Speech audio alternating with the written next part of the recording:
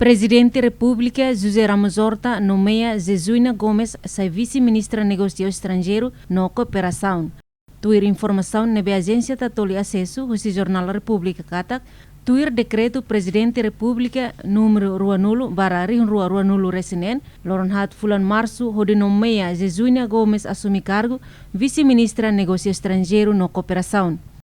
Nomeação é considerado no dar passo importante ida hodihamente em lutan capacidade institucional ministra Negócio Estrangeiro no Cooperação e a área política externa no Cooperação Internacional liu e momento nebe Timor-Leste continua hadia nia relação bilateral no multilateral ho nação siracelo.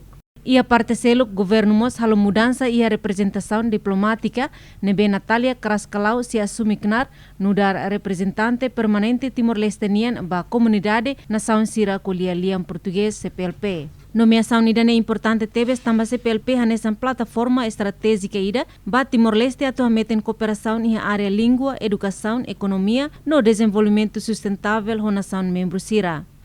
Tuir informação disponível, cerimônia tomada de posse previsto se realiza e a Loron Quarta, Loron Lima, Fulan Março, Tinan Rua Ruanulo Resinen, ou presença autoridade relevante sira, o seu governo no corpo diplomático sira.